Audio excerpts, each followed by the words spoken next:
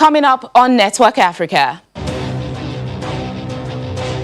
Police in Nigeria confirmed 317 school students abducted by gunmen from Government Girls Secondary School, Jangebe, Zamfara State. UN World Food Programme appeals for more than $100 million to ease hunger in the Ethiopia's northern region of Tigray. Plus, Kenya to receive first COVID-19 vaccines next week.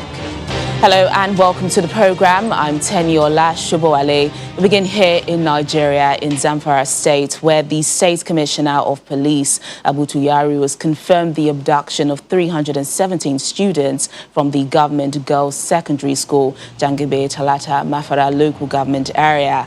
Mr. Abutu says the police command is interfacing with other security agencies to rescue the students. The students were taken in the early hours of today after the gunmen reportedly stormed the school premises at about 1 a.m. The situation is it's an established fact that students were kidnapped, and we're on the trail of the kidnappers. That's why you find us in the fringes of the forest here. It's part of our locational efforts, and it's part of our cordoning efforts in order to retrace the kidnappers and retrieve the students. Okay, sir. How many students were abducted? 317. Okay. As presented to me by the principal. So now, what's your appeal to the people, as most youths in that area are angry already? They have to be calm and allow the security forces to do the needful. Unnecessary anger is unhelpful at the stage where all of us are angry, all of us are sad. But in spite of that, we need to have a coordinated response in order to save the lives and bring the children back home safely. Expression of anger at this age is not helpful. Any information about the whereabouts of the children so far? Yes, there's information that they were moved to the neighboring forests, and we are tracing them, exercising caution and care. There are reports that some of the students were dumped in a village because they could not move because of the number of the students. They cannot move them, so they decided to dump them. That is still part of the unverified intels available, and we are working on all available intels in order to ensure that they return back to safety. Okay, then finally, sir, this attack is coming barely a week when some notorious bandits have laid down their arms. What do you think must have necessarily triggered this abduction of students? Naturally, criminality is a galloping situation. Therefore, the tendency for traces of criminality to ebb up and come low is always there. But the bottom line of it all is that at the end of the day, we hope to have a situation of more positives than negatives. Thank you very much. Oladende Ario, a security expert, joins us now in the studio for more on this. Thank you so much for joining us on Network Africa. Good afternoon. So this is no longer new news, basically. We're yet to recover all the Chibok girls. Leah Sharibu is still in captivity. The Kagara boys have not been free. Now we have the Zamfara kidnapping. You know, what does this recurrent school kidnapping say about Nigeria's intelligence gathering? Wow. Thank you very much. All of these things began with Boko Haram. And then it was a storm in a teacup, which should have been contained. But we were careless in dealing with Boko Haram. And before you know, other species now came up. Because I look at all of them, either you call them terrorists, kidnappers, bandits or hoodlums, they're all criminals. Now, this now emerged. But the painful part of this is the fact that it has now become a business. Because the moment they start negotiating and getting paid, they get emboldened, they get empowered financially, and they're able to acquire more sophisticated weapons, making their business a lot easier. Now, knowing the way the entire northern hemisphere is now, one would have expected intelligence to have been a lot top-notch, whereby they should be able to preempt any intention or any act that criminals are trying to perpetrate. But what do we have? Security was sleeping. It should not have happened, because knowing that it has happened in Dapchi, in Chibok, in Gamburu Igala, in Kankara, of course, the other one still there. The boys in Niger State, they are still in captivity. So the question now is, why is our intelligence behaving like a child's play? Because all of this is about them. Whatever security game plan you want to put in place, it must be planned on intelligence. And whatever issue will take them, I should think that at this point, they should have been able to get their games right. What do we tell the world about our security? We are made to look like we don't know what we're doing. And the earlier we get it right, the better. If they have to buy the confidence of the natives, okay, who are more on ground, they should be able to do that. But unfortunately, there's been a huge disconnect between the natives and security. And this is what we're seeing. Just to pick up on something that you said earlier about the ransom and it becoming a business. You know, the federal government has denied paying ransom to these kidnappers, but there are fears that, you know, this is new lucrative business in Nigeria. If not, though, why is it so difficult to stop this heartbreaking trend, would you say? Now, I don't want to trade words with federal government, but we were here when the Kankara boys were kidnapped, and it was publicly declared that they paid 800 million naira. 4 weeks later, the man behind that operation, renounced terrorism, came out boldly and he said he was paid 30 million naira. Where there is sanity, somebody should be asking questions as to the whereabouts of the 770 missing million naira. So how do we now believe that ransoms are not being paid? Especially with the involvement of maybe Sheikh Gumi, whose whole idea is that, oh, those bandits are not criminals, echoing the words of the governor of Zamfara State, and that they have a reason for doing what they're doing, and that they need to be settled. These are things publicly stated, publicly said. And I don't understand why there's denial. Yeah, leading on to that as well, there have been certain calls from some quarters to dialogue with this so-called bandits. What's your take on that? I'm not against dialogue. If we are dialoguing, from what I read, perhaps if they are saying we are deprived of education, accommodation, or other developmental indices or goals that are sustainable, I won't mind government setting up homes and hospitals and whatever for them. But when it comes to exchanging cash for victims, I don't think I want to buy that. Because at the end of the day, if they did this and were able to get paid so handsomely, of course, the next time around, they will become bolder and it will continue. So it becomes a vicious cycle that cannot be stopped. I will not stop anytime from now. Because it cuts across the entire nation now. So what's the way forward?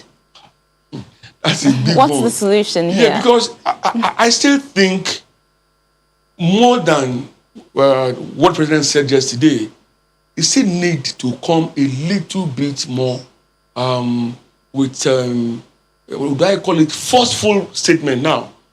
Letting everybody, because the whole idea that, oh, it's ethnic shaming, it doesn't gel. The truth is, ask anybody who has been kidnapped from Lagos to Kaduna to everywhere, they always say they are a particular tribe in Nigeria. So, and I would have expected him to address the tribe, okay, because he is one, and then it's not going to help his own image being so maligned to start from. And I think if he gives a firm order, oh, definitely there must be a stoppage. In any case, Zamfara and Kaduna, perhaps maybe Niger now, should have been under state of emergency, demanding affirmative and very regular and intense military action. All right, then, security expert, Mr. Oladunde Aderounmu, it's always a pleasure having you on Network Africa. Thank you for your thoughts and analysis. Moving on now, Somalia's opposition presidential candidates have agreed to postpone anti-government protests that were scheduled for Friday in the capital, Mogadishu. This follows a meeting with Prime Minister Mohamed Hussein, where the federal government apologized for last week's crackdown on protesters. According to a statement, the postponed demonstration will take place within 10 days. The government is guaranteed to uphold the right of citizens to organize and participate in peaceful demonstrations. The leaders in the meeting also agreed to continue with talks to unlock a stalemate on how to proceed with elections. Last week, opposition leaders defied a ban on public gatherings to protest against delayed elections. The UN World Food Programme is making an urgent appeal for more than $100 million to ease severe shortages in Ethiopia's northern region of Tigray. The UN agency said 3 million people, about half of Tigray's population, need food aid, and its response is requested by the government in Addis Ababa. Much of the region has remained cut off to humanitarian workers since Ethiopian government forces ousted the local leadership of the Tigrayan People's Liberation Front. Aid agencies have issued increasingly shrill warnings of widespread hunger in Tigray, despite official denials. Last week, the International Committee of the Red Cross described the scale of need as overwhelming. Well, U.S. President Joe Biden has discussed the crisis in Ethiopia's northern region of Tigray with Kenyan President Uhuru Kenyatta in a phone call on Thursday, The White House says the two leaders discussed the worsening humanitarian and human rights crisis in Tigray and also spoke on the needs to prevent further loss of life and ensure humanitarian access. Tigray has been hit by conflict since November between Ethiopian-led troops and forces allied with the region's ousted ruling party, the Tigray People's Liberation Front. Thousands of people are reported to have been killed and about 2 million have fled their homes. Meanwhile, several hundred protesters took to the streets surrounding the White House in Washington, D.C. to call for the American government to intervene in an ongoing war in Ethiopia. Many of them have families in Tigray, and they say that with government cutting out all communications, it's difficult to know what is happening to their people. War has been waged on the region of Tigray, which is the northern part of Ethiopia. The Ethiopian government and military and Eritrean government and military are heavily involved. We haven't been able to speak to our family members since November. We don't know if they're doing okay. We don't know if they have any access to food, medication, water. There's been reports of bombings, shellings, drones. It's been. I've spoken to some of my family members who are in areas where the phones are working, and they've told me that they've actually seen drones coming over their house and they've had to hide. A local media in Mali says the government is denying reports that its Minister for Reconciliation had been kidnapped.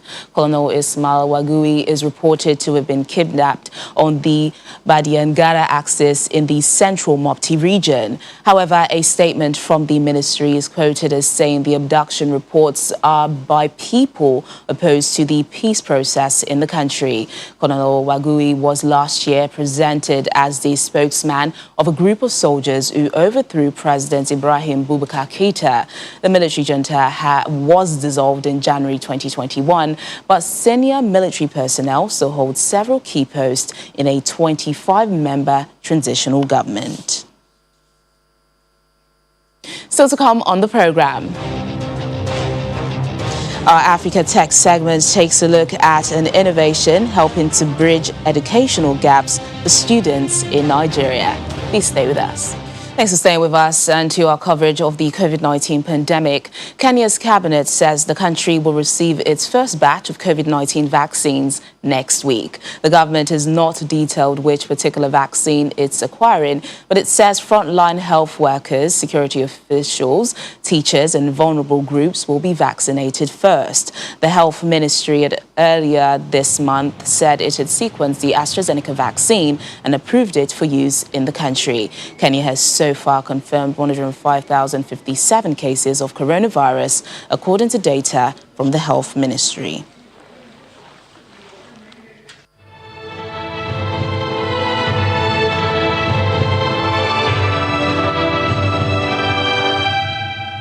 Following the conclusion of the IMF staff-monitored program review talks with Sudan, spokesperson for the organization, Jerry Rice, has confirmed that the IMF applauds Sudan for taking strong policy actions, especially regarding unifying its exchange rate. He adds that the unification of the exchange rate will provide incentives for financial transactions to take place in the financial sector and will unlock increased donor support. Sudan took a critical step toward what we hope will be debt relief when it concluded review talks with the IMF on what we call a staff-monitored program. The managing director actually commented on that and applauded Sudan for taking strong policy actions, especially unifying its exchange rate. The unification increases the value of the support provided to the Sudanese people by exchanging donor funds at the market rate. And prior to unification, as you may know, a very large share of these foreign currency transactions were being carried out at the parallel rate. While the unification reform could lead to a temporary uptick in inflation, the World Bank and donor-supported Sudan Family Support Program, which I mentioned, we believe will help to mitigate the impact of this adjustment and facilitate the implementation of the reform. Authorities in the central Mozambican province of Zambezia say funnel caterpillars have destroyed about 143 hectares of crops. At least 60 families who depend on farming have complained of damage in the district of Mukuba. However, farmers had been told to spray their farms with insecticides and to use other mechanical means to combat the pest. The district government is already on the ground to deal with the situation that threatens to jeopardize maize production. The funnel caterpillars is a pest which mainly likes to feast on maize.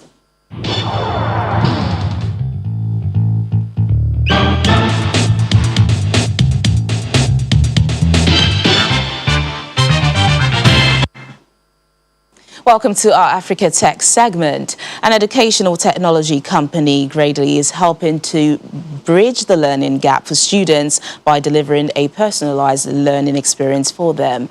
Schools and parents can go through the platform, monitor the learning progress of a child, and intervene early.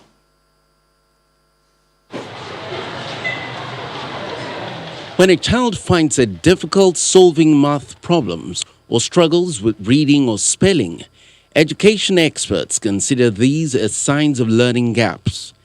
Gaps in a child's education can be very serious, especially when they involve the basics of learning.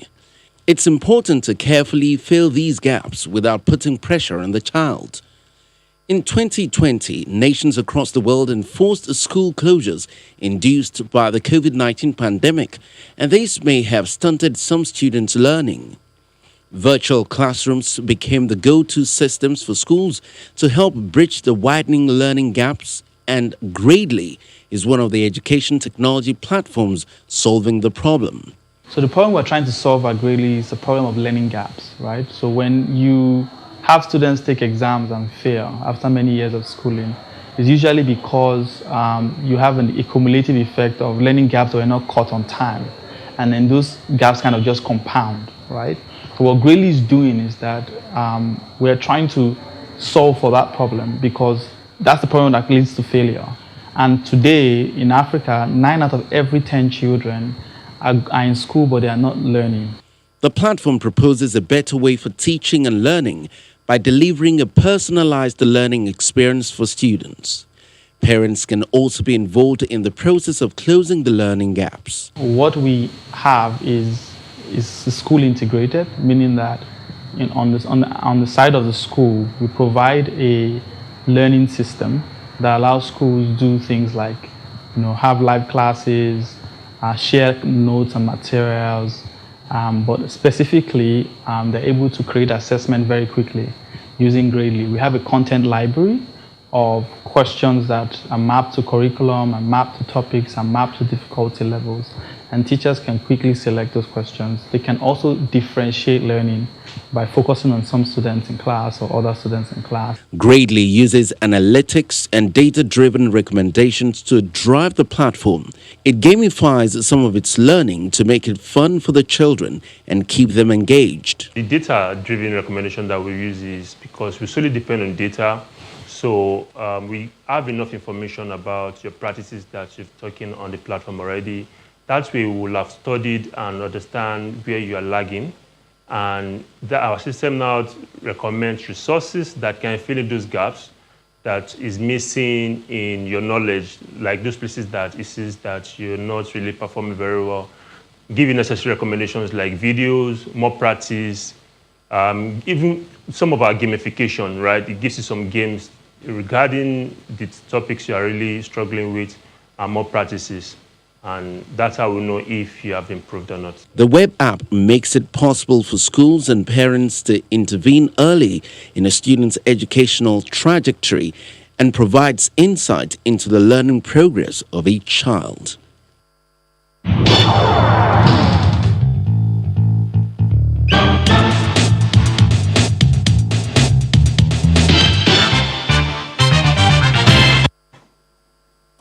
And that's the program today. Thank you so much for watching. I'm Tenyola Shoboale. Have a lovely weekend.